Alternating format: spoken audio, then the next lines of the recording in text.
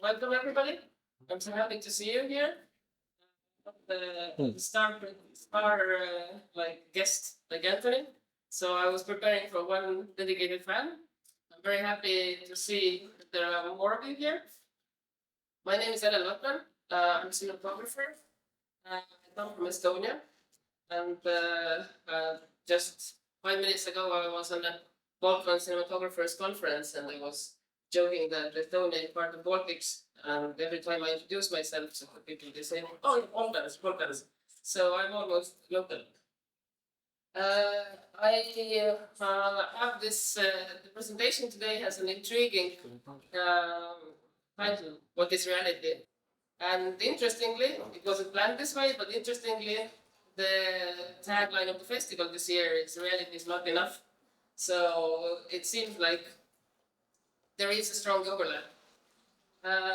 And what I want to talk to you about is something which I would say, to start off with, is something that helped me enormously. So when I started as a cinematographer, 2000 years before Christ, then I was struggling a lot, as all young cinematographers do. Each one of them struggles with different things.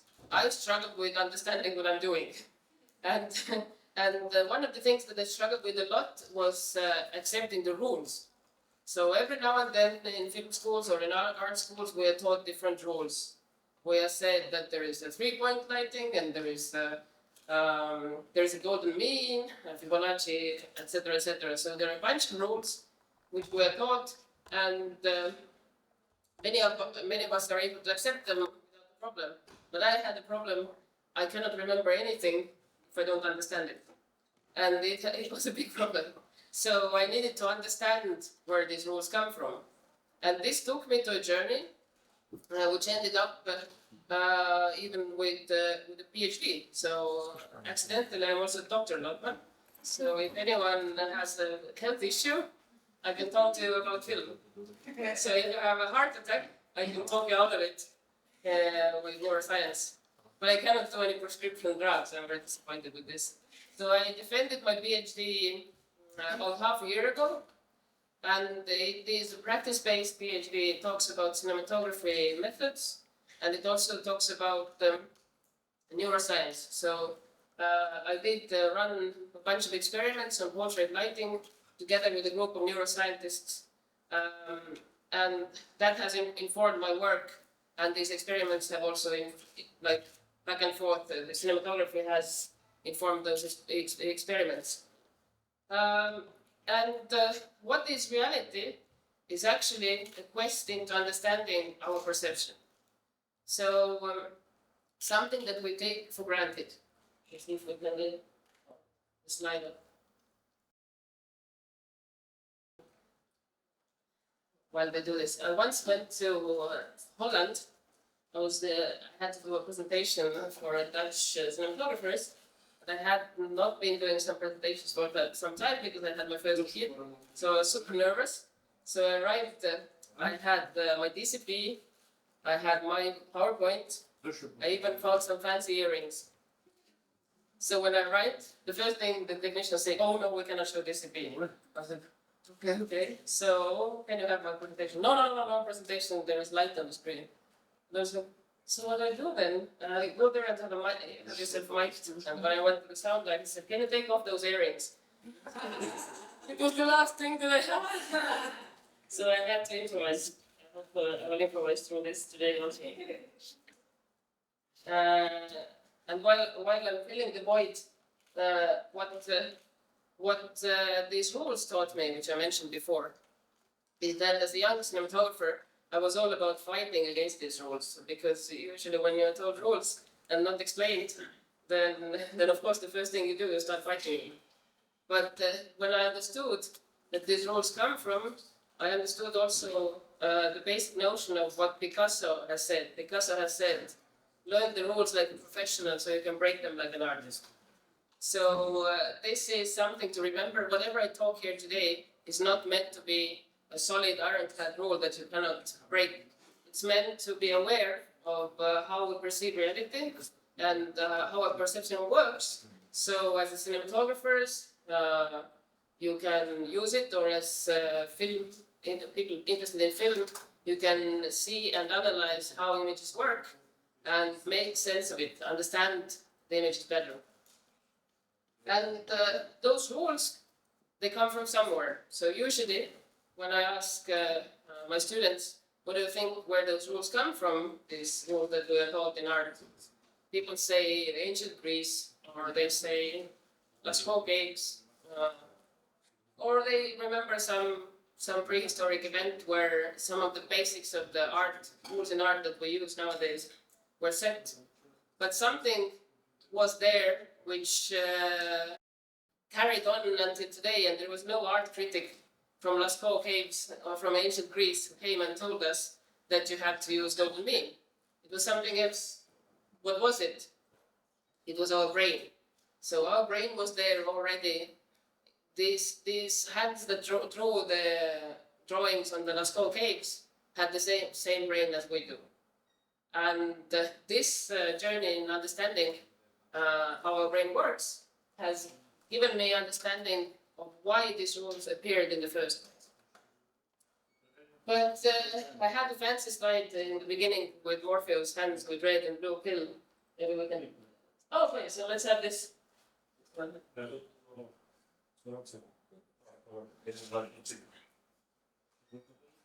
we can just go slide by slide.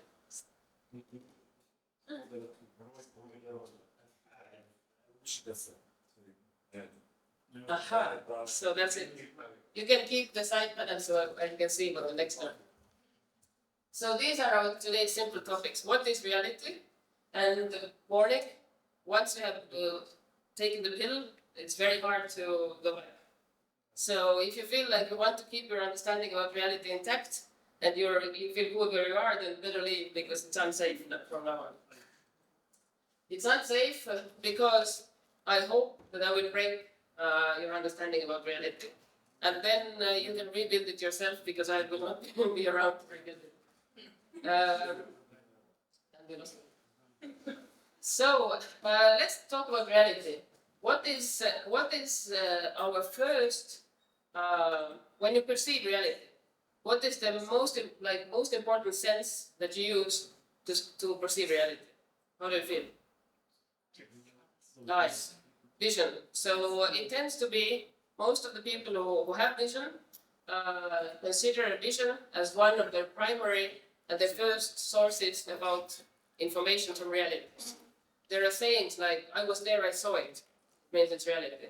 Your eye is the king, etc., etc. So when I see it, it means it's real. Which is a good thing to keep in mind because it keeps you sane. If you are aware of how little of reality you actually see, you start doubting everything. But we need to break this idea down in order to explain reality. So let's go into seeing. What do we see? What is the thing that we see? Do you know? The light. We see the light. What happens with the light? So light comes from a light source. It bounces on objects and it reflects into our eye. So basically, we don't perceive objects. We perceive light that has been reflected from the object. That's one thing. It feels like I was saying very basic stuff, but really, when you think about it, it makes this vision thing already a little bit complicated because you feel that there is an object here. But the reason why you feel that there is an object is because light bounces from it. What is light? Photons. The wave, electromagnetic wave, exactly, photons. Let's look at the next slide. So, hopefully I have here. Next slide. Next slide. Yes, thank you. So what is this? This is this electromagnetic spectrum. These are all the electromagnetic waves which are around us, right? What is this line is lit here? The visible thing. That's the visible spectrum. Here you can see how the colors all are fitting in here. Pretty depressing. This little slit is the one that we use to peek through, look at reality and say, I see the whole reality. but actually we just peek at this very, very narrow part of reality. So think about when you look at this spectrum, what would happen if you would see radio waves? You could see it through walls. If you could see infrared, you could see it in darkness. If you could, well, I'm not going to go into what would happen if you could see X-rays. But this is all out there. All of this is reality. All of this is available information about reality, which we completely miss. Evolutionary reasons are there.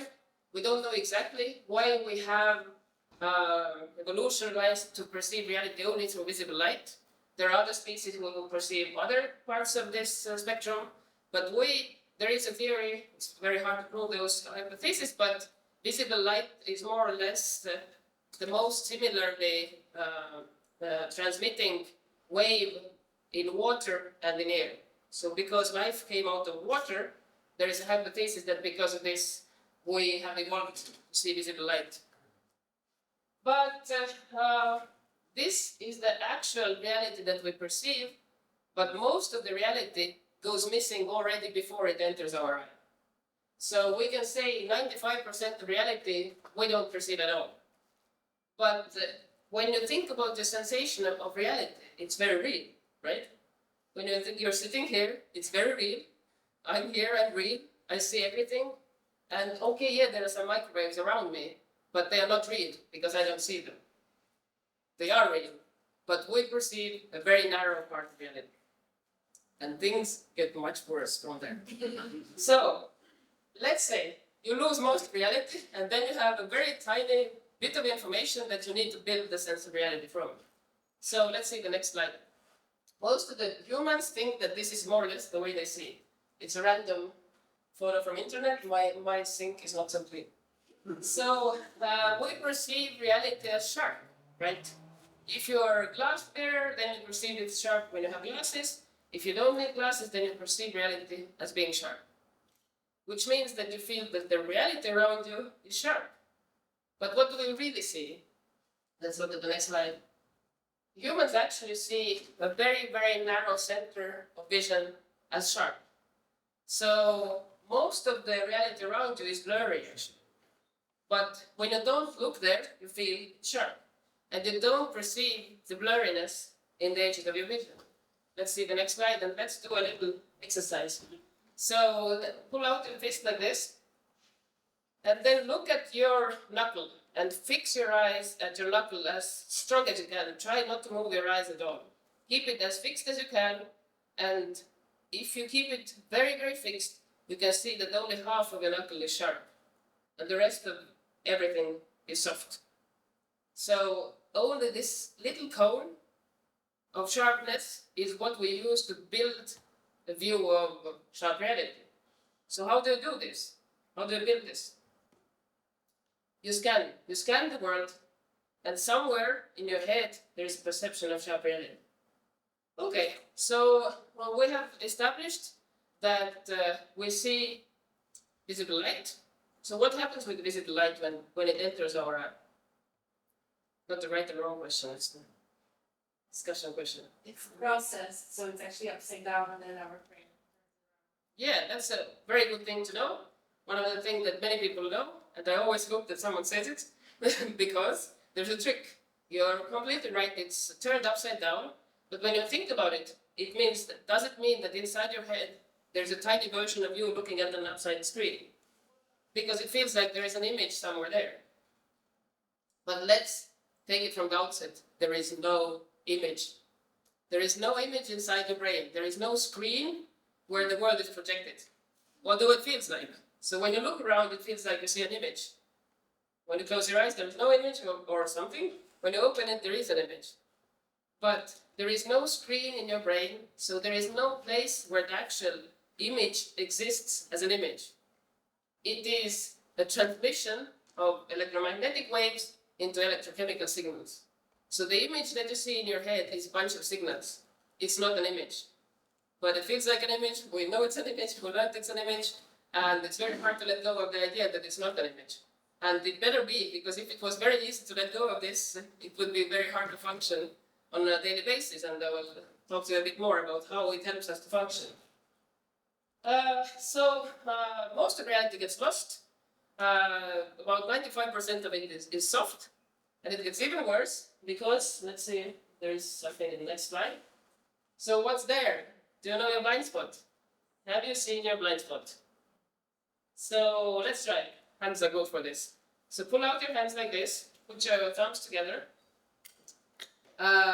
Close your right eye and look at your right finger with the left eye. So basically, you close this eye and you look at your right finger with the left eye. And if you do this, then your left fingertip disappears. So keep looking at it. If it doesn't, then if you wiggle your left finger a little bit, then you see the tip of it disappears. So fingers, these thumbs need to be spread out. If it's very close, then it doesn't. But keep your right eye closed. Look at your right fingertip and see your left fingertip disappearing. Did it work? Did it disappear? If you didn't, then try it at home, because for sure you have a blind spot. If there would be someone who doesn't have you or an alien, because what we know about vision, everybody has to have it. So what is blind spot? Do you know? This is the place where optical nerve enters the brain, which means there is no information there at all. So your brain, every single second that you're awake, photoshops this big blind spot, and you can only see it when you trick your brain, because it didn't evolve to see your tricks through. But the rest of the time, it photoshops this huge, big fingertip size. So think about it. The sharp part of a vision is half of your knuckle, and the fingertip is missing. So basically, the sharp part of your vision is only one finger knuckle, and you use this very, very narrow circle to build the whole feeling of the reality. That's brain doing some massive work. Okay, so most of reality gets lost already before it enters to our eye. So when it enters to our eye, it enters as not sharp. And let's see the next slide. How does our vision work? So our vision is not sharp fully. It has a sharp detail in the center, and the edges of our peripheral vision, they are specifically sensitive to movement and contrast. So let's try. If you can spread out your hands, if you're sitting very close, maybe it's a bit harder, but try to do like this. Do like this with your hands and look like forward. If you hold your hands just like this, you almost don't see them. But if you start moving your fingers, then you suddenly see them. So the movement makes them appear in your peripheral vision, because your peripheral vision is more sensitive to movement and soft images. We will get to the point when we talk about how it all affects art. Okay, so what we have established is that gets lost. The part of reality that this information that we get a very little amount of information, and we have to construct the sense of reality of this circle that we get from our vision. But it gets even worse, because once all the information is transmitted to different parts of the brain, your brain starts doing its magic, and your brain does a lot of magic for you to perceive reality. So let's look at some of the magic your brain does. Let's see the next slide. So one of the things, for example, is color constancy. So if you hold the banana in your hand, and if you walk from blue light to red light to yellow light, you will still see this banana as yellow. So your brain keeps the color constant. Cameras don't do it, usually, or if they are automatic, they do it very badly. So cameras need help in referencing what is the white color in order to understand the rest of the colors. But our brain is super efficient in color constancy. And hypothetically, the reason is that because we are animals who have evolved in the twilight zone, we need to be able to understand whether something is edible also when the sun has settled and the light is blue. So we need to have color vision when the actual color vision starts dropping. Okay, let's see the next thing. Keeps on getting worse, size constancy. So if in real life somebody gives you an apple and it becomes the size of a watermelon on the way, you will go crazy. You don't go crazy with this because you know that this is a lens characteristic. But what your brain does with sizes, another thing to try out with your hands. Pull out one hand like this, and the other hand halfway there, so it should be about halfway. So if you look at your hands separately, then they are the same size. But if you cross this hand so that it covers the further hand, the closer hand is 2 times bigger because it's 2 times closer. If you do it like this, they're the same size. Do it like this, it's bigger. Look at it, how the size of your closer hand changes. It gets bigger, the same size. 2 hands are same size, closer hand is bigger. This is what your brain does every single moment. So when I stand here, for example, the faces of the people who are 10 times further away from the faces who are sitting in the front, their faces are actually, for me, they should be 10 times smaller. But if I would see your face is so small, I would think that these are little tiny people sitting on the shoulders of other people in front. So my brain perceives the face sizes and transmits it to me as a little bit smaller, but not as small as they really are. So basically, when I move my saccadic movement and I look at the foreground faces and the background faces, then the size of the faces changes constantly.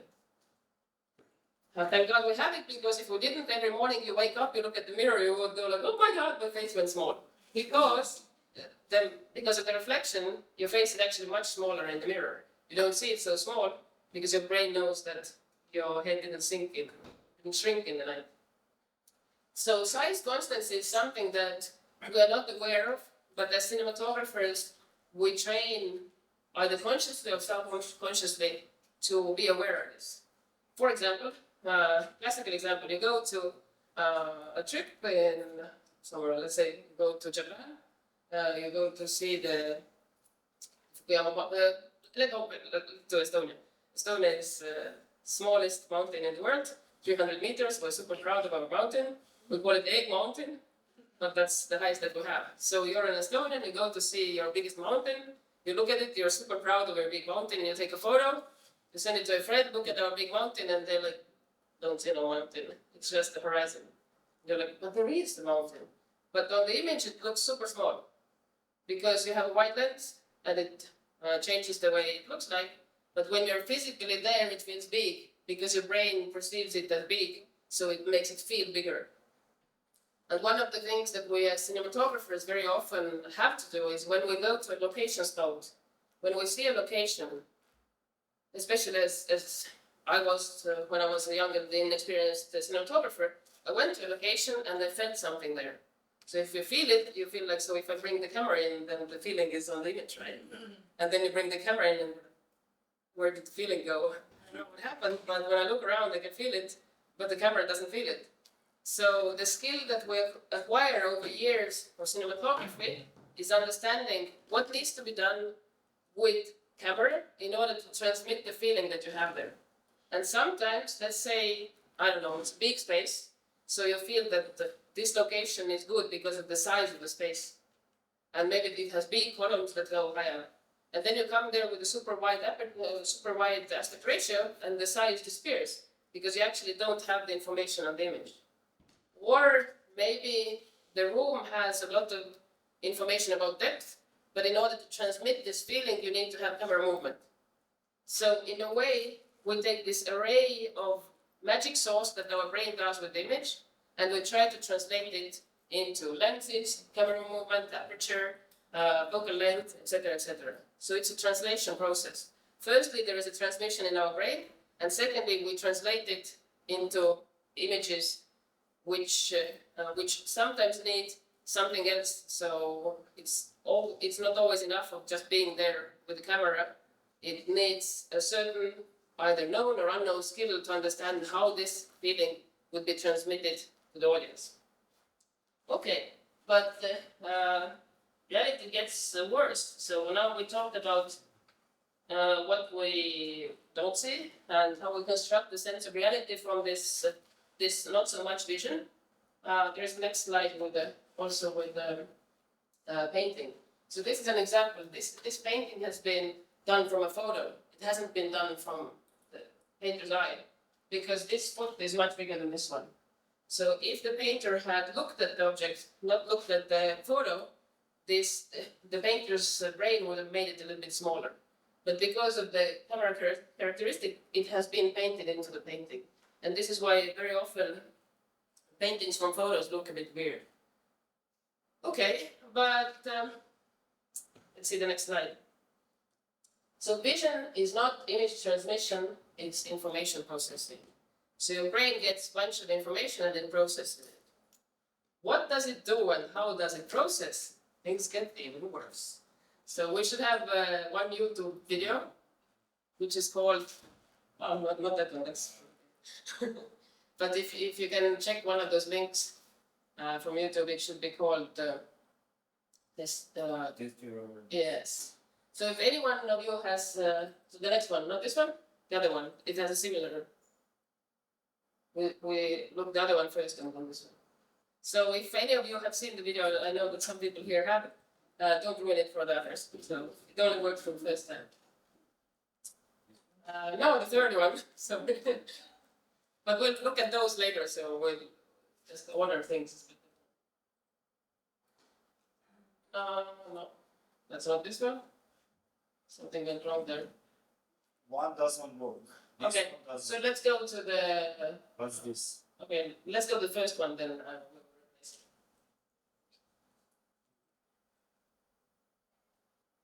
Let's look at this video and talk about it. It also has sound.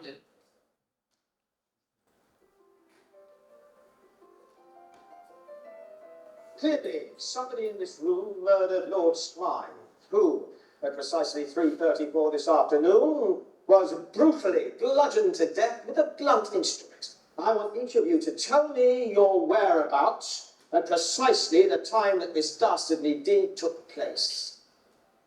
I was polishing the brass in the master bedroom. I was buttering his lordship's scones below stairs, son. I was planting my petunias in the potting shed. Constable, arrest Lady Smythe. But how did you know? Madam, as any horticulturist will tell you, one does not plant petunias until May is out. Take her away. It's just a matter of observation. The real question is, how observant were you?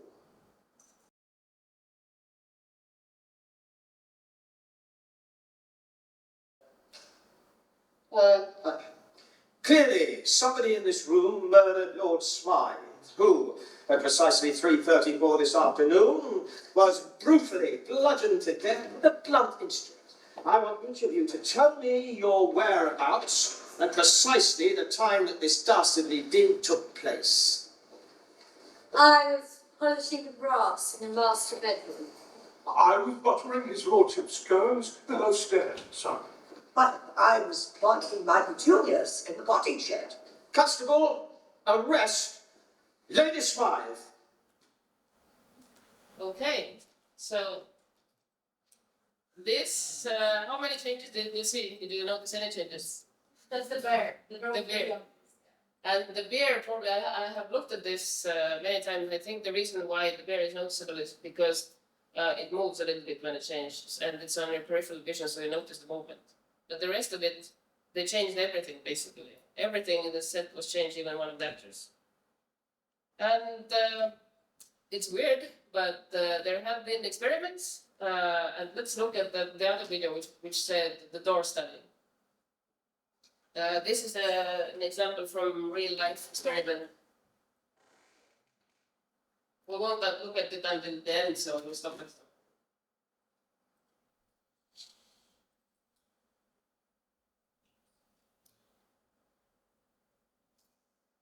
Study. This video shows a participant from a 1998 study by Daniel Simons and Daniel Lotman. Watch what happens as the unsuspecting pedestrian provides directions. The young man on the left is one of the experimenters. He has approached the white-haired man and asked for directions. Watch closely as two people carrying a door pass between them, and the first experimenter is replaced by someone else. Thank you. So, the studies in change blindness, which is a phenomenon that we just saw, shows that 75% of people will not notice when the person they're talking to is replaced during the conversation. Which is like, what? There was even one experiment where people came into a room, they knew that there was going to be some kind of experiment. They had to fill some papers, so they gave the papers to a man who was standing behind the counter. This man went down the counter and stood up another guy. Completely, well, he was Caucasian and more or less the same age, but it was a different person. So it wasn't the doppelganger, it was a completely different person wearing a different shirt. And 75% didn't notice this person changed. So this tells us a lot about our perception. And what does it say? Firstly, it says that we see what we're looking for. So our brain, when you think about this peripheral vision and central vision, it would be possible to have a vision all sharp, all colorful, all super tuned to contrast and movement. But for some reason, we don't have it. The reason why we don't have it is, can you imagine the size of the brain we would need in order to process this information? Our heads would have to be so big, we would have to be born like, when the fetus is like 1 week old, because we wouldn't get out of the womb. We would have to eat like 2 kilos of Snickers every day to feed this monster. So this would be a terribly big computer. So our brain, sometimes it's said, use it or lose it brain. So what our brain does during the evolution, it cuts the things that it doesn't need. So it optimizes. It optimizes. So when a child is born, it doesn't see, not because it doesn't have the optics, it doesn't see because it hasn't learned to see. So during and its brain is connected, super connected. So it doesn't build new connections, but during learning to see, it cuts the connections it doesn't need. Which means, and this is much bigger than just vision, it means everything that we do in the first 1.5 years of our lives will affect forever who we are, how we perceive the world, what we see, who we think we are, what we think is possible. Why is it so super important to be kind and close to your kids when they are very young? Because then they will treat you well for the rest of your life. If you neglect them early on, then you will have to work much harder later. So what we do is we only see what we think is important to see, because your brain needs to kind of optimize.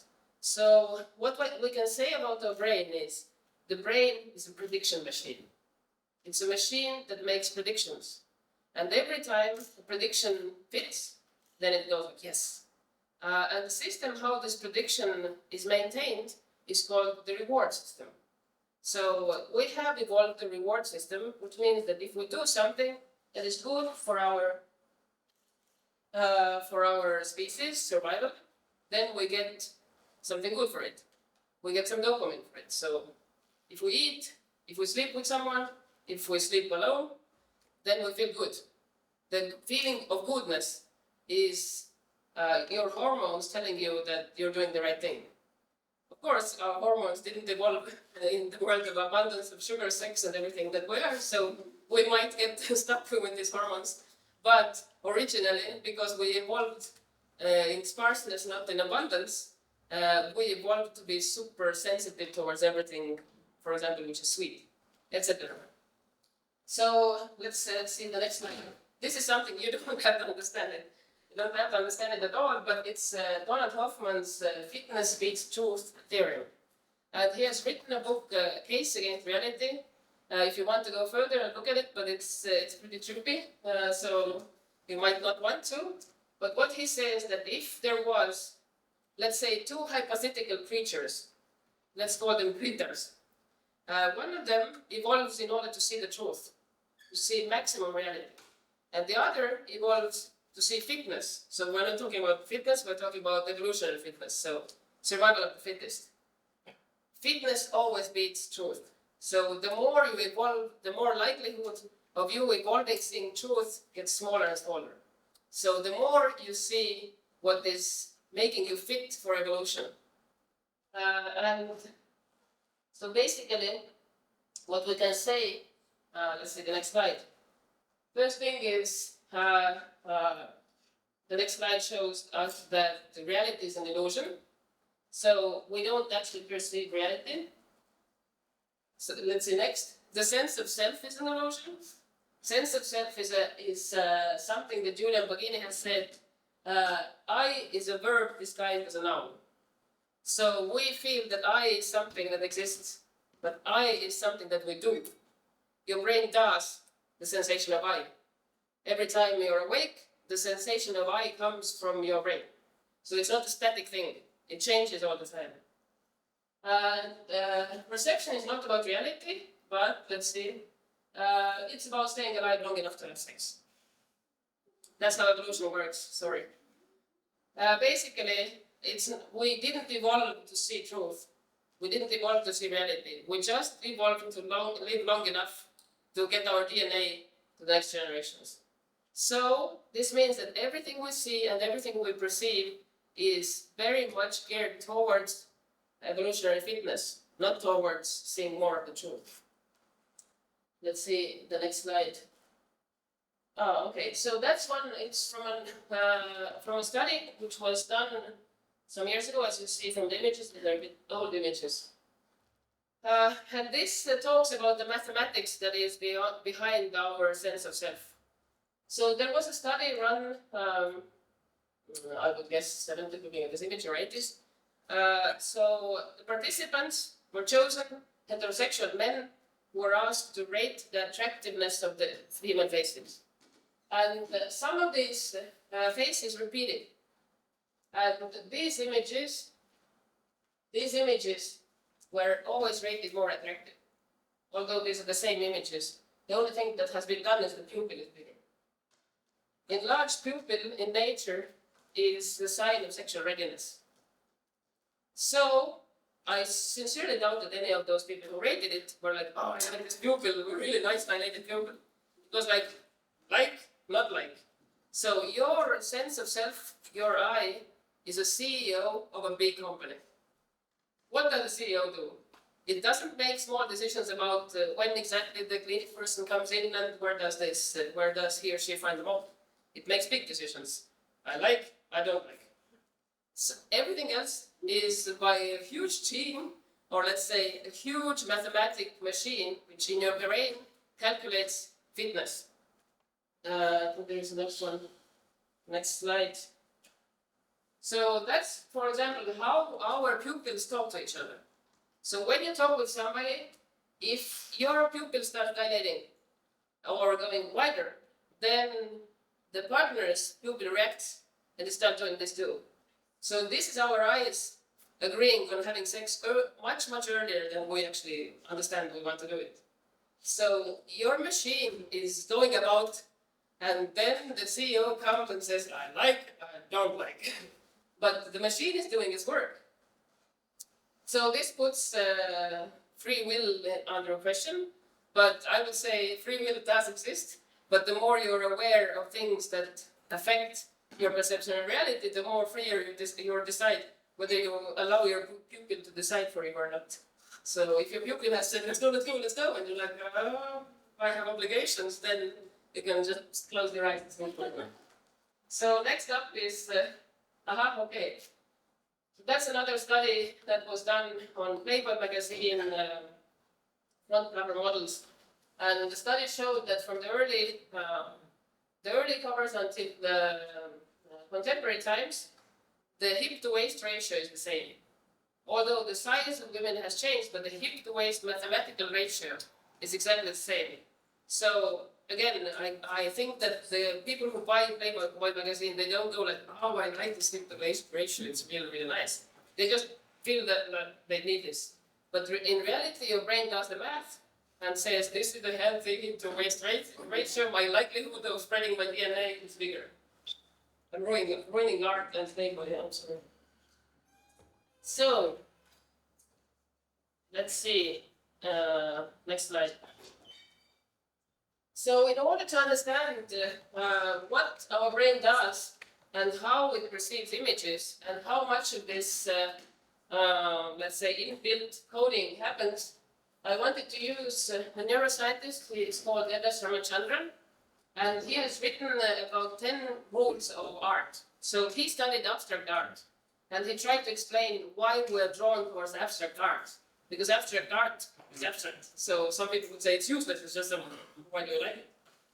Of course, this article, when it came out, it created huge controversy, and many art historians said that you cannot do this, you cannot ruin art with neuroscience.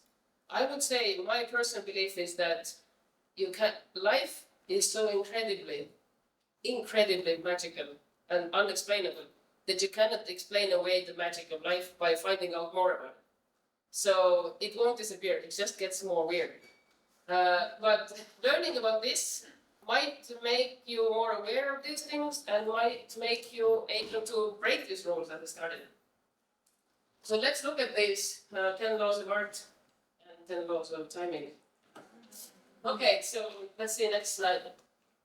The first thing is peak shift. So when you look at these two images of Richard Nixon, the right one looks more like Nixon. So the drawn Nixon is more Nixon-like than the photo of Nixon, which is weird. His photo should be more like him. His photo should be more close to real. But what is actually happening here? What do you think? Why does he look more like Nixon?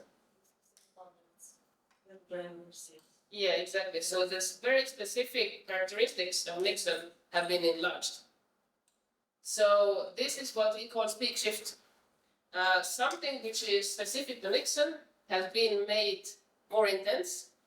And because of this intensity, your brain feels it to be more Nixonian. Let's see, next slide. So a Danish-Dutch biologist, Nico Tinbergen, in 1930s, he studied seagulls. These specific seagulls have a very specific way of feeding their chicks. So this red dot on their beak is sensitive to tapping. So when a parent wants to feed the chick, it eats a lot of fish, then it flies to the nest, the little chick taps on this red, and then the mother or father vomits the food out. So that's the way they eat them, sorry. Biology. So what Nico Tinbergen noticed is that when he tried to replace a mother or father with a model of a head, or just a head of a dead seagull, the chicks kept on pecking like nothing happened. Then he tried to replace it with a cardboard model, and the same thing. Then he used just a beak, and the chicks didn't care. And then he created something which he called supernormal stimuli. On this image, it's a bit different. I think the original one was yellow stick with 2 red stripes. And what you can see is that the chicks went berserk.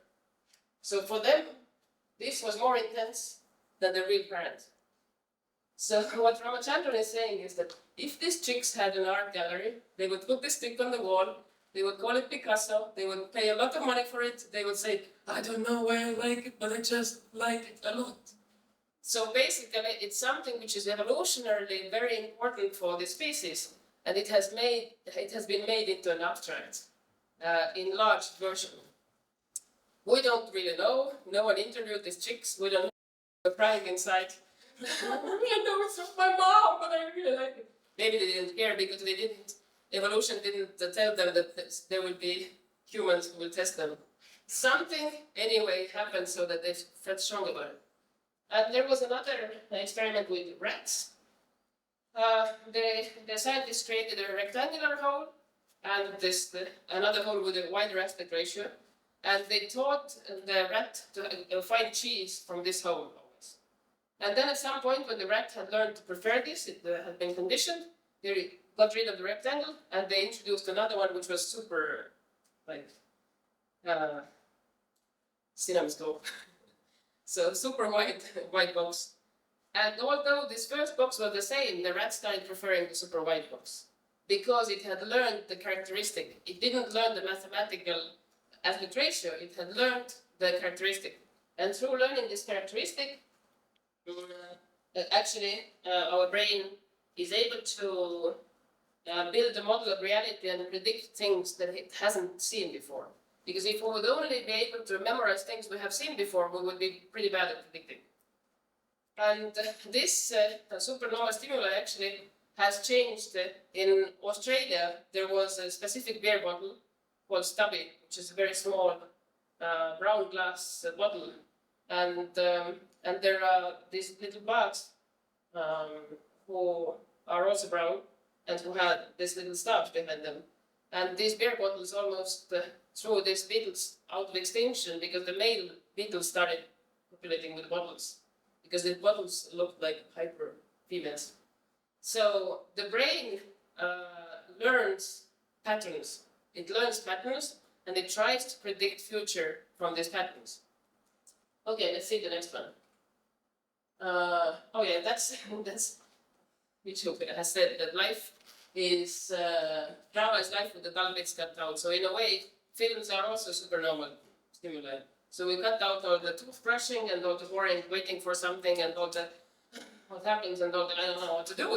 And we live in love, hate, fight, all that stuff, which is super normalized life. So drama is taking something which is super important for us and it's making it more dramatic because our brain has evolved contrast. So let's look at the next one. This is a bit gestalt also. So grouping. Do you see the Dalmatian dog? In the middle. Yeah, in this area. Here's the head. So once you have seen the dog, it's impossible to unsee it. So you need to drink a lot of raki to unsee it. Probably you have to drink so much you forget your name, but you still remember the dog. Because what does it show? It shows that our brain is more inclined to group than to ungroup. So our brain does this grouping very automatically because hundreds of years, thousands of years of grouping have helped us to survive. Ramachandran's theory is that it is because we evolved in bushes which had big leaves, which means that our prehistoric ancestors didn't see the whole picture. They saw a bit here and a bit there, and then when those who were able to group it together and see it as a possible threat and run away, they got to procreate, and the ones who were like, two interesting bits of information, unconnected, those were eaten. So they didn't give their genes. So in the end, what we do, we group elements which are ungroupable together, which causes most of the problems that humanity has. It causes racism, it causes homophobia, it causes sexism. It's really good for finding your shoes when you're on a party, because then you're able to see my shoes, other shoes. But it's more or less the only place where it's really practical. Most of the time, grouping ourselves and others in different social groups comes from the fact that our brain does grouping very well. So in order not to be a bad person, you just need to be aware that this grouping is helpful in some situations and not helpful in others. It is helpful in art. So if we look at the next image, there is okay, it's not this one, we'll come to that one. So grouping has its principles. So let's look at these parts here. So there are two types of groupings that you can create, right? One is the convex and the other is the concave. So let's do this. Look away for a second from the screen and then look at it. And tell me which ones appear first. Close ones. Right. Most people, there are differences, so it's not 100%. Some people see this hourglass first, but most people see this, which means in grouping, closure overrides proximity. So closure is stronger than proximity. In film, what we do a lot, we do blocking. Blocking the actors is one of the things where we use grouping so much. If you want to have a shot where you know for sure that these two people belong together and the other people are in an out group, then you put two actors looking at each other, and then you put the group a little bit further away, and the audience knows split second that these two people belong together. If you put them looking away from each other, then they start grouping with us. So this kind of closure is something which is very strong. Let's look at the next. This is an example of using closure in art. So it's quite common to have everybody looking at the same direction in the center, and the edges are darkened. So it means your brain looks where the artist wanted it to look. So in a way, when we think about composition, or good composition, or however we call it, we can say that good composition is something that makes sense to the brain. So if it uses the abilities that your brain has inherent then it feels good, even if it looks ugly or it looks disturbing.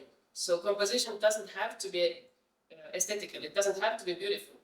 But if it uses the way your brain works, you're able to captivate the eye and draw the attention. We spoke before about the attention. These are the ways that artists use to draw the attention. Let's see the next one. And if you start feeling sleepy, then tell me, because I can just go on endlessly, and if you feel like your bladder is exploding, then also tell me, because I need to watch the time. Otherwise, I finish tomorrow. So let's see the next slide. So this is another example. Okay, let's see these groups. These are shapes, right? So these are groups of shapes. And this is contrast. So you can see groups forming like this. And this is the two combined. So look away from the screen, close your eyes, and then look back at this one and tell me which one is stronger. Contrast. Contrast. First thing you see is the contrast, and then when you look at it longer, you can see that there are shapes also. This is the most important thing. If you ever take anything away from this lecture, take away this contrast. Contrast is the most important tool in cinematography, in sound, in editing, in scriptwriting, in production design, in acting, everything. Because our brain has learned to perceive contrast. Anything which is contrast is information. If you have a huge gray wall and a little spot on the wall, you will stop looking at the spot because it's contrast. It doesn't mean that every film has to be contrasted. It means that if you know that your brain perceives contrast, you can, on purpose, make something which is very uncontrasted and use it as an artistic tool. Okay, let's see what's next. Yeah, this is an example of how sense of space is created here only by changing the contrast. Okay. Next one. So when you look at this image, which are the first things that you notice? The big ball, so the size. I guess some people will notice this sharp pointing thing, because this sharpness is like, ouch. So when you don't have any contrast, you start noticing size, and you start noticing things that could be dangerous. Let's see the next image. When you add contrast, then you suddenly have a main character.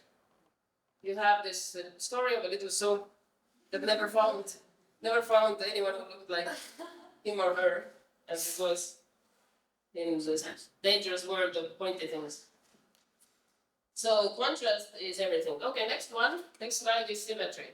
So here we have symmetrical image, here's on random, and this is with repetition. So you can try again, look away from this screen, and then look back and tell me which one gets your attention first.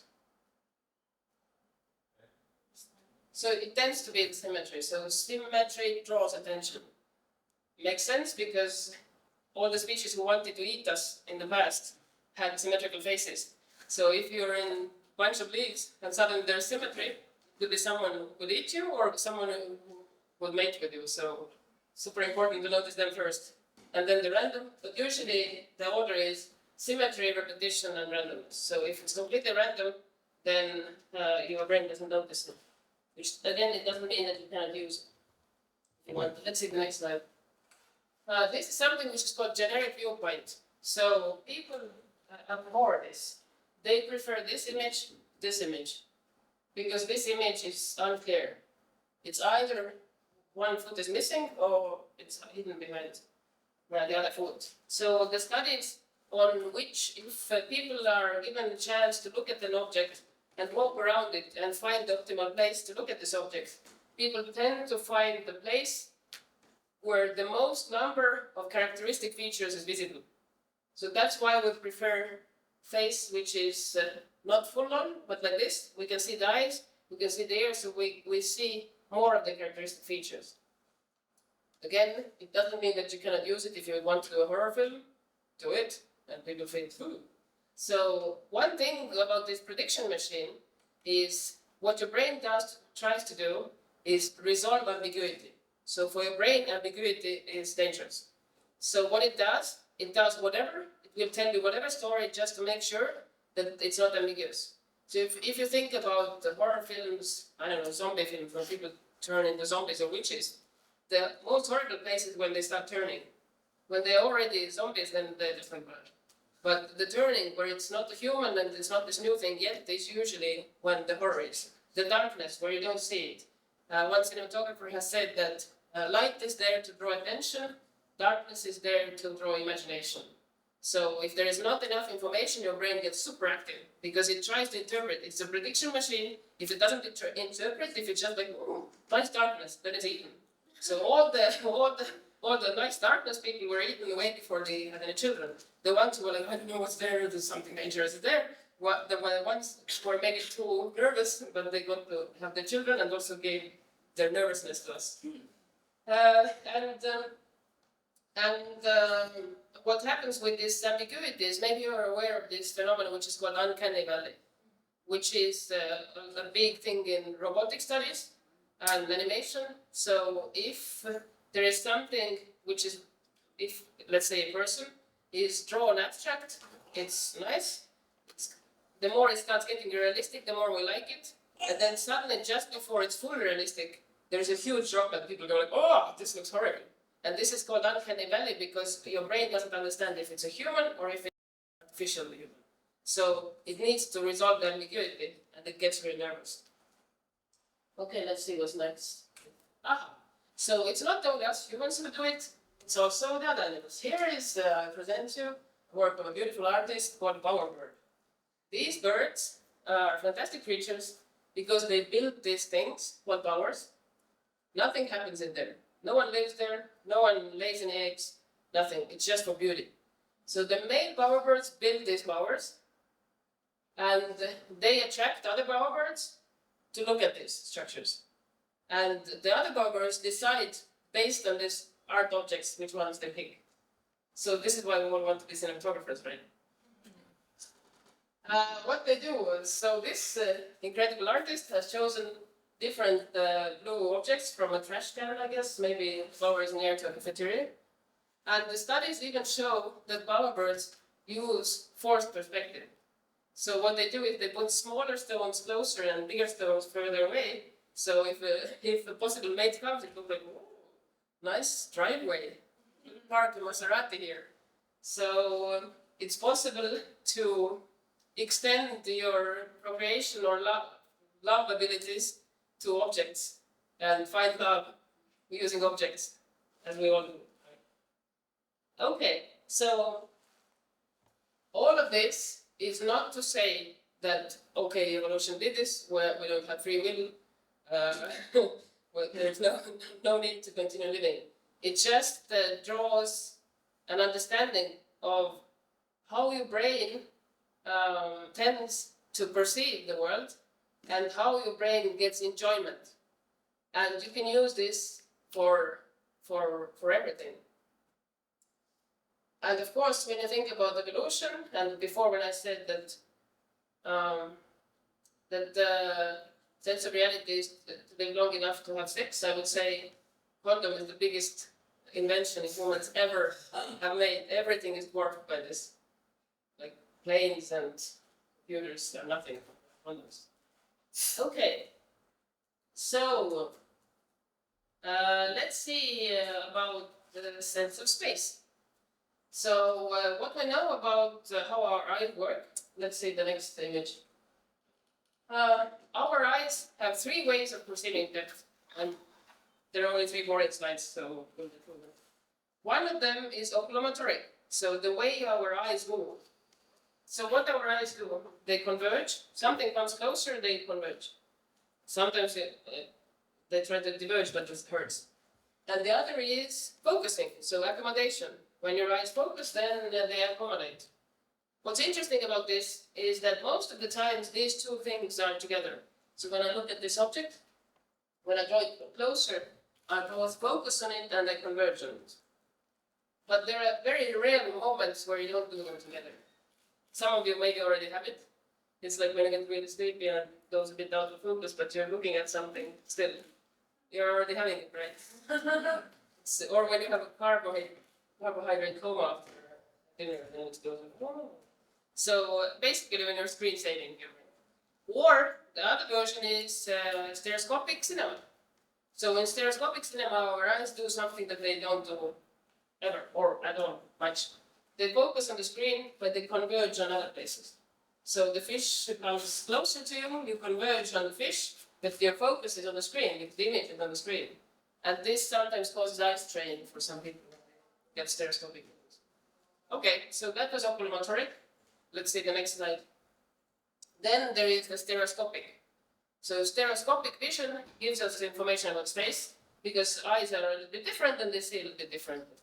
And then they construct sense of place. But we know that this falls off in like, I don't remember exactly how many meters, but since a certain amount of meters, the distance between your eyes is not big enough to actually have a change. And also people who only see with one eye, they also see space. So binocular vision is not the only thing that gives us information about space. And both of these are irrelevant for cinematographers because cinematographers, if you're not shooting 3D stereoscopic, then your image is flat. So there is no convergence, there is no accommodation, there is no stereoscopic vision. So how do we create sense of space in a flat screen? We create it with monocular depth views. So that's the third thing, monocular vision, which means even if you look at it with one eye, you can see those depth views. Let's see the next slide. So some of the monocular depth views that we know, there are about 7 of them. First is occlusion. So this star-like thing is in front of the pink thing, and the pink thing is in front of the moon. But they're not. There is no space. It's a flat image, and there is no image in your head. It's just electrical signals. But you feel that there is space, and one thing is in front of the other. This tells a lot about interposition or occlusion. Occlusion is one of the strongest depth views. So if you do stereoscopic 3D cinema, for example, and you have a face which is the stereo information says the face is inside the cinema, but there's an occlusion with the screen, like this, then what your brain does, it makes the face go like really big, because it pushes the neck back. It cannot handle the head without the neck, so it reads it as occluded. Occlusion is so strong that it will override most of the other depth views. Linear perspective. So light go blah, blah, blah, and this is called vanishing point. This draws your eye a lot, so it's a composition tool.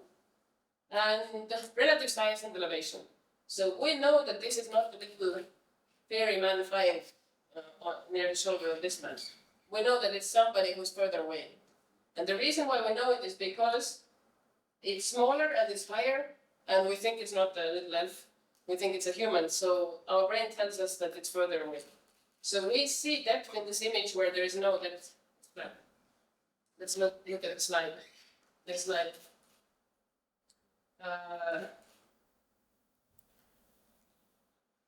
Thanks. So one of the most famous ones, because that's why we all use the smoke machines and lasers and all that stuff all the time, is the perspective. So things we have evolved in spaces where things which are further away look blue, look less contrasty, and a bit smoky. So if you are a production designer and you need to create a space, you know that if the further wall is blue and the front wall is yellow, it will look deeper, because they are advancing and receding colors. So blue is receding. Next slide. Texture gradient. So here in this image, the only thing that creates space is texture. Here the same thing. These ones create a sense of space. It's all flat, but it feels like there's space. So if you're a production designer and you have a wall, you create a wallpaper that has some kind of pattern on it, and the room fits deeper, and that's flat. Okay, next.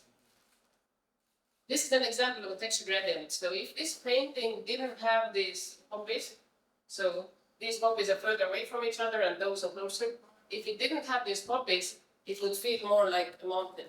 But because of these poppies, it feels like a field. Because there are not many other depth views here. It's mostly texture gradient. Okay, next slide. Lighting and shading. So we perceive, because we have evolved in space where we know how lighting works, we perceive this to be close, and we perceive this to be high. If you don't look at this, it goes back right. So the perspective tells us that number 2 is far away, but the shadow tells us us that it's high and close. Here, these images are identical, but one is upside down, which means that we see them as concave or convex depending on where the light is.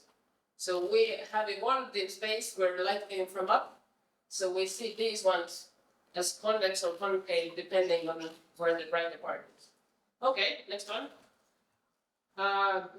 Can we see the link with the flash? Maybe it doesn't work. It was one of the links had the flash players, maybe don't work now, isn't it? So it's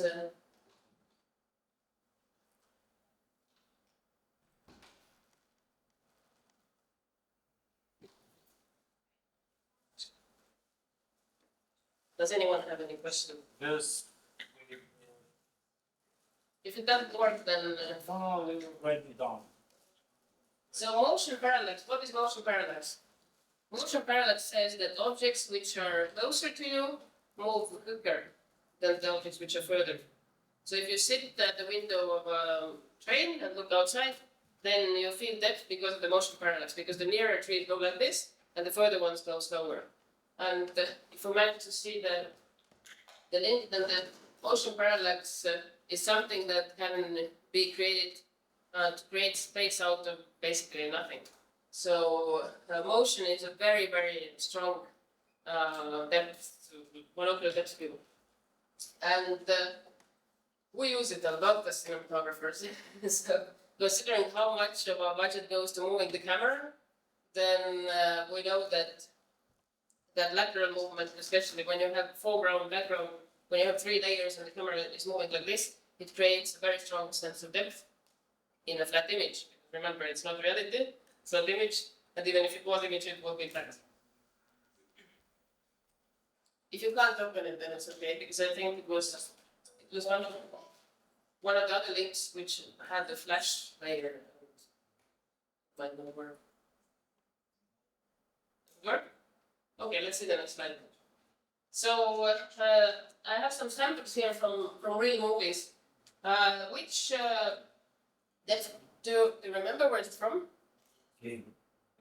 Okay.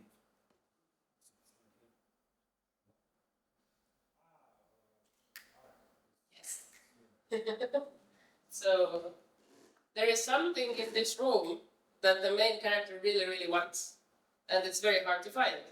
So this shot is functional. The depth here is functional. It's not only because it's beautiful or whatever. It's because Harrison Ford wants something which is in one of those boxes, and this is a freaking big room with a lot of boxes. So what it really does, it's dramaturgy. It tells us the predicament of the main character. So it's not just there because it's nice. It's something that we know from functional architecture, functionalist architecture. It's called form follows function principle, FFF rule. So whatever you do depends on what you're trying to do informs the how you're doing. So what kind of depth cues do you see here from the ones that we looked at? So they're in our perspective. All these boxes, they create the perspective. Yeah. I mean, contrast also highlights, right? Yes. It's also stays behind us. Like, Yeah. What contrast does is this thing, which is called pools of light. So it's a lighting style where a cinematographer creates pools of light which recede. So these pools of light, they have this effect like a texture gradient. So here is a bigger pool and it goes smaller and smaller. So these light pools, they create sense of depth. Anything else? here. Yes, atmospheric haze. So everything in the back is blue and there is haze. And it could actually be that it's painted blue because a lot of production designers use this. They just paint it, but I think it's lighting also. So, and there is texture gradient, the boxes, and relative size and elevation. So because those boxes are higher and smaller, it feels like it's going deeper. Let's see the next one. Here another example of which ones do you see? It's a bit too contrasting now. There is actually, this wallpaper has a pattern, so wallpaper creates depth. So here again we can see pools of light, we can see perspective lights, we can see how these structures create the texture. So if there wasn't those structures, it would look more flat. Okay, let's see the next one.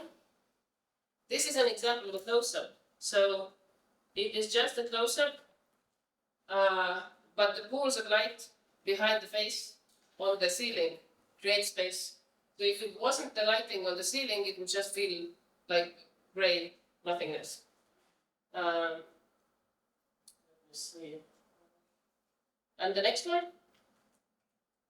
So this part here of this image, you can see that it's useless. What's happening here? There's nothing here. It's out of focus and no characters in it. But what really is happening is depth. So there are these pools of light that create the sensation of depth. This room feels big. And because it has to be big, who has seen the movie knows that the space is important there.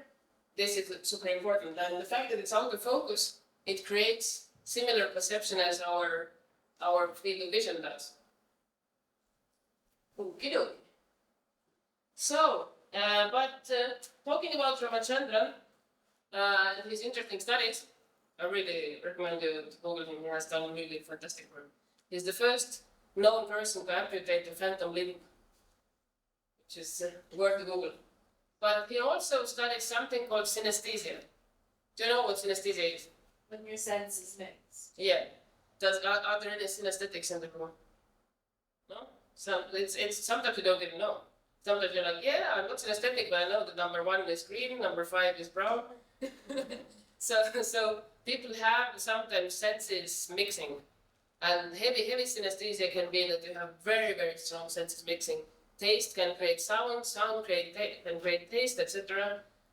One of my friends has letter color synesthesia, and he had a kid, a daughter, and his wife wanted to call the child Laura. And they said, yeah, but you cannot have a girl's name that starts with blue color, because for him L is blue color letter. So people have this, and it's nice to know that we don't have it, or we actually do have it, because Ramachandran is saying that we're all closet synesthetics, we just don't know it. And let's look at the next slide, which explains this. Some of you might know who this character is. Let's say this is alphabet from Mars. Our scientists went to Mars, they met people from Mars, and they brought back information. But the information was brought separately, sound and image. So what we know is these 2 words in this Mars language, and we know that one of them is Buba, and the other one is Kiki. We don't know which one is which. Can you help? Sure, of course. How didn't I know? This is Kiki and this is Buba. Natural. So we are all synesthetics because it doesn't make any sense. It doesn't make one of them is image, or it's not even image, it's visual information. The other is sound. But you are sure that this is Kiki and this is Buba, it cannot be the other way. And this is what we as cinematographers, we do all the time.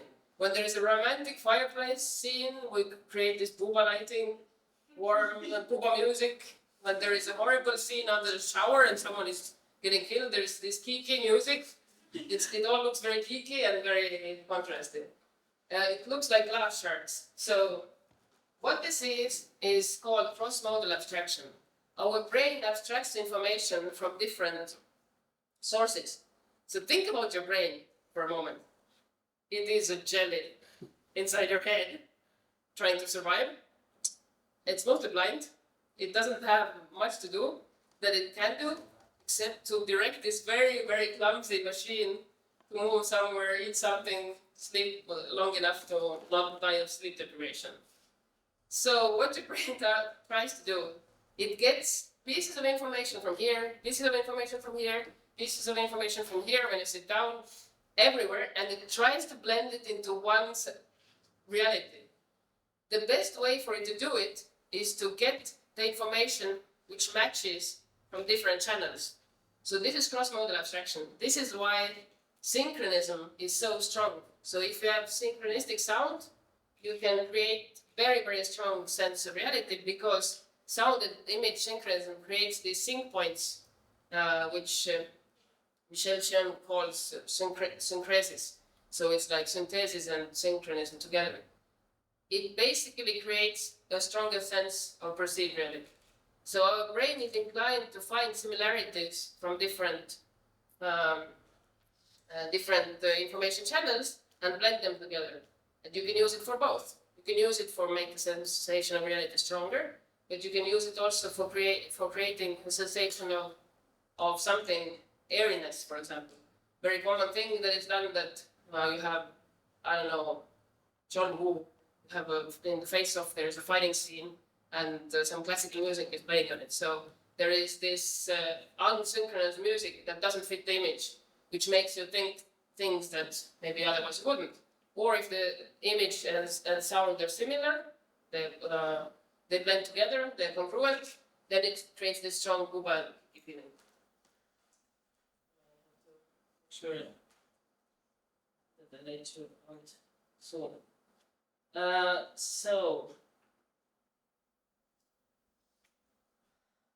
you still okay?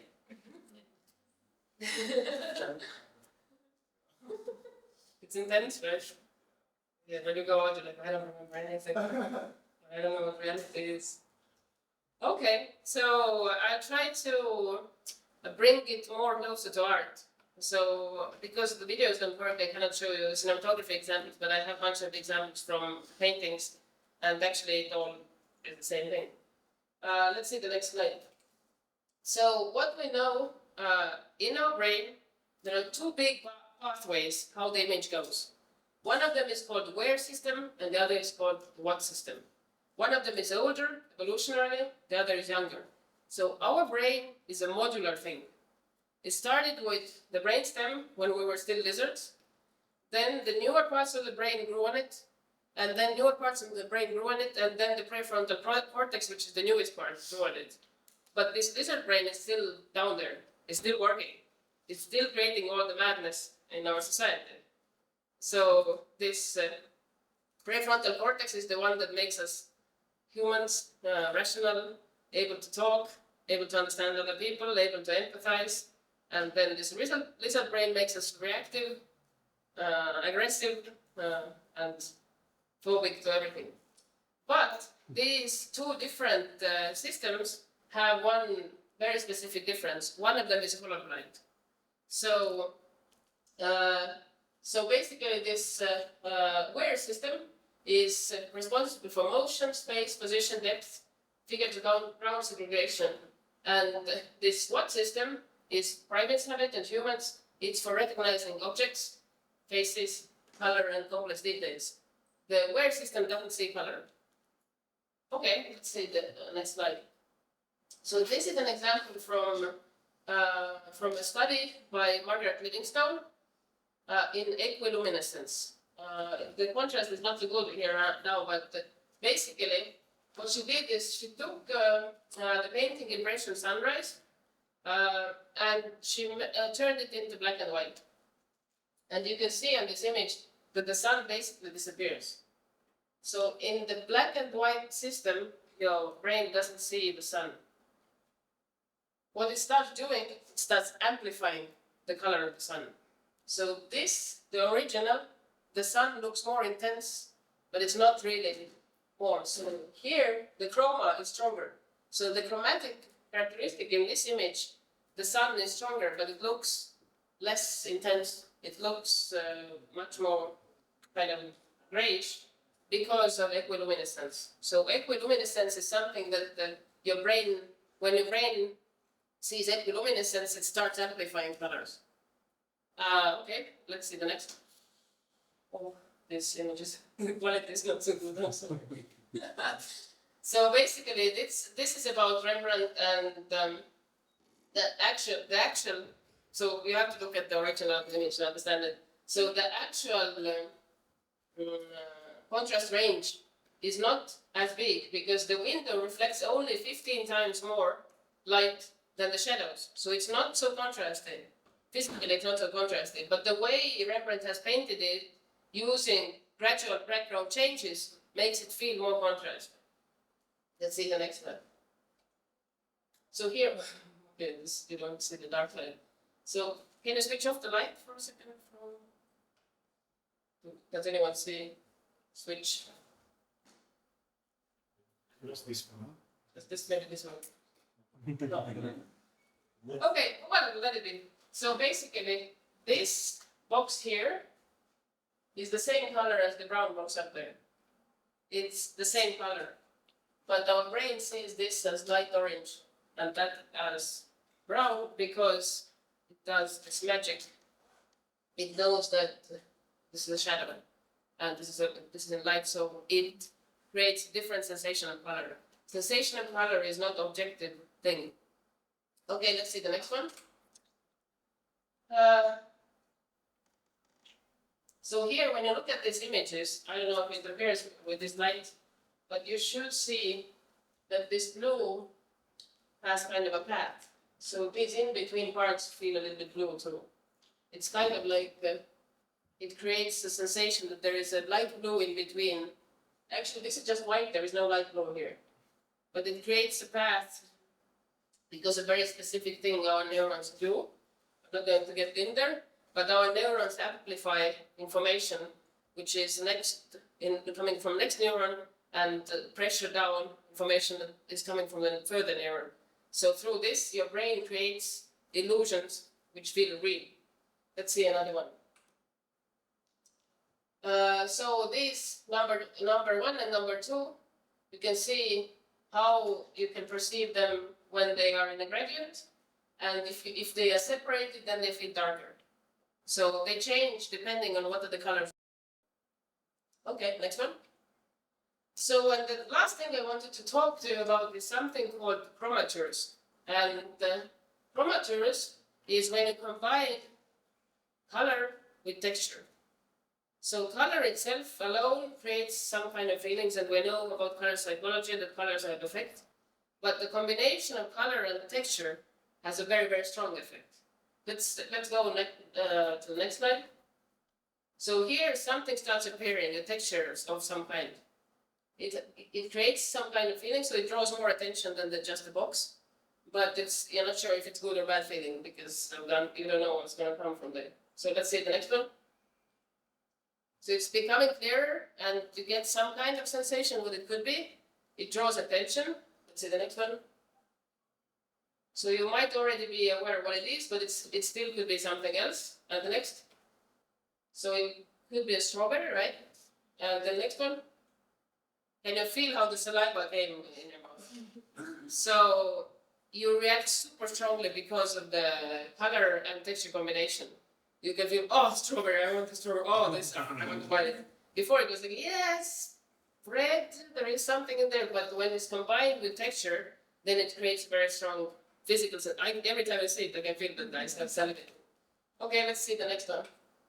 So these are examples of chromatures and how these bright images create very strong reaction. So if you're vegetarian, then I think this is stuff of horror movies there.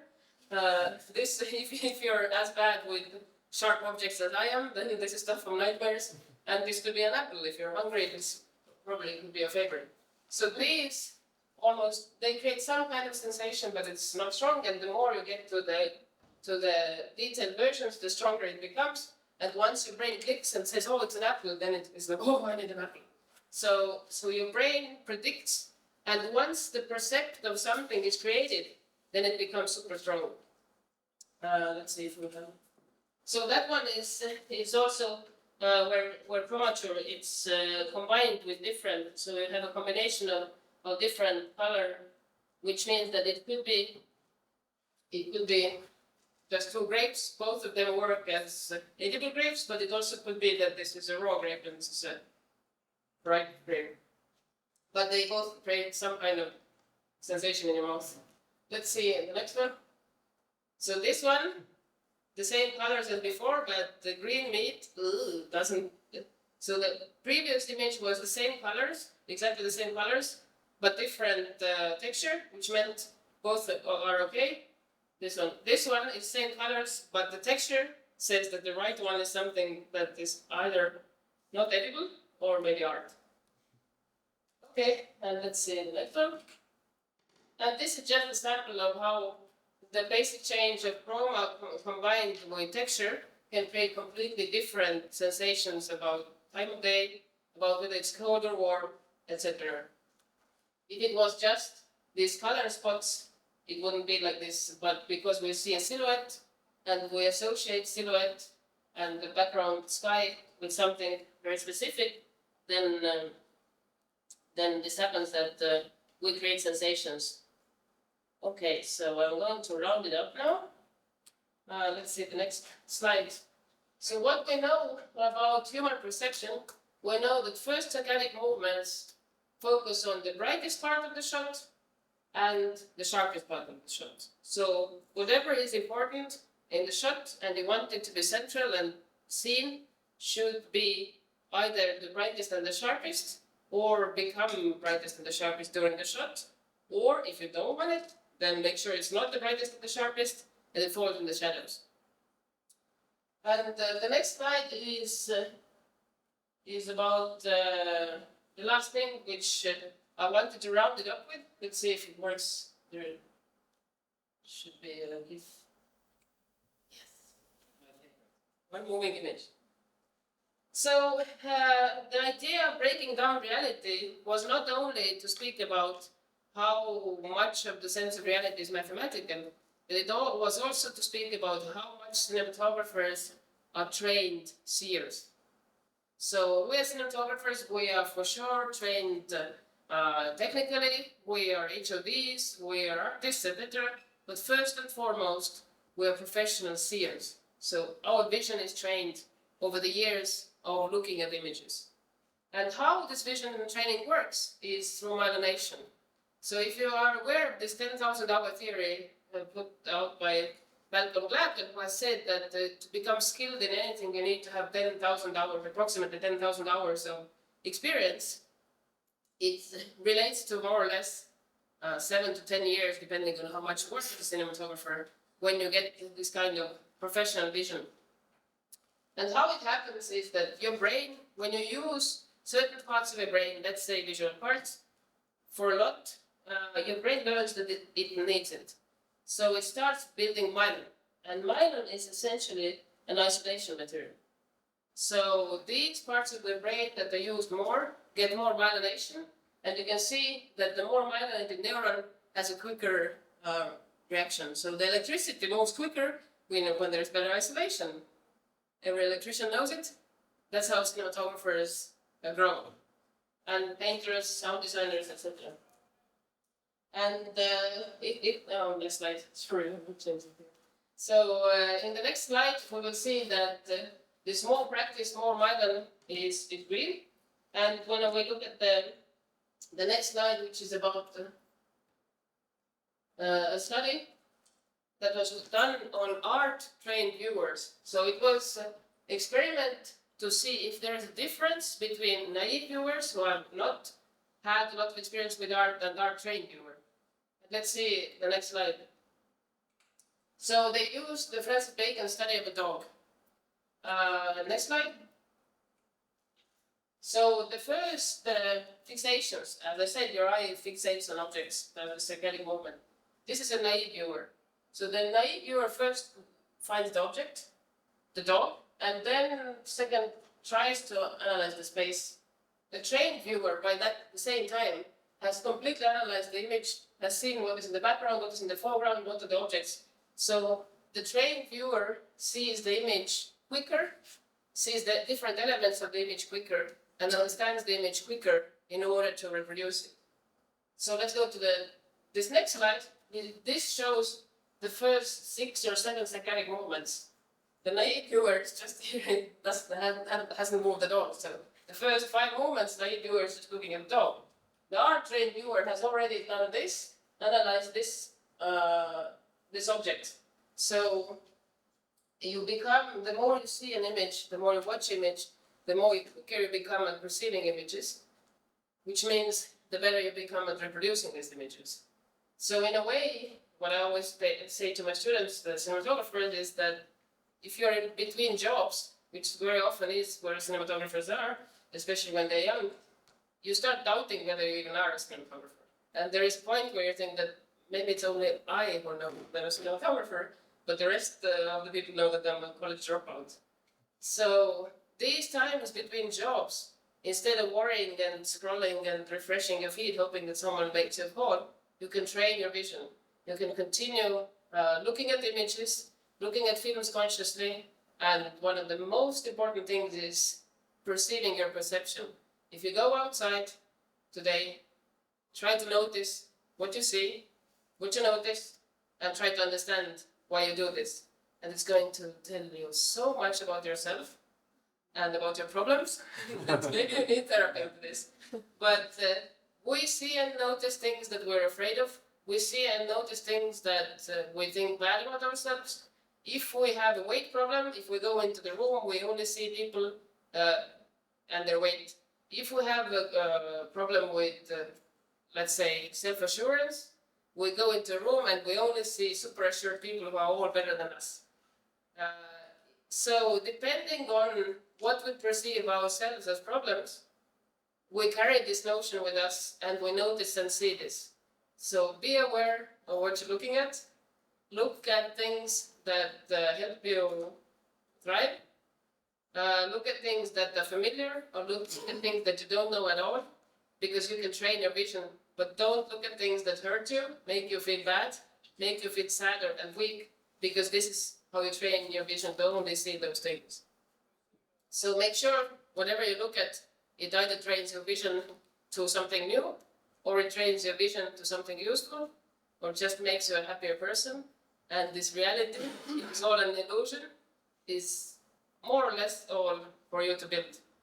There is a little bit of mathematics going on also, but most of it you can decide yourself. And you can also learn to see radio waves. So I hope I wasn't. Thank you very much. If there are any questions, I'm happy to answer them. And thank you for not falling asleep.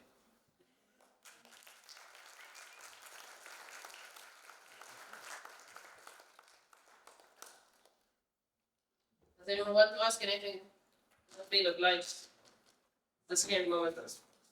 Sorry? I'm like, Rain is cold.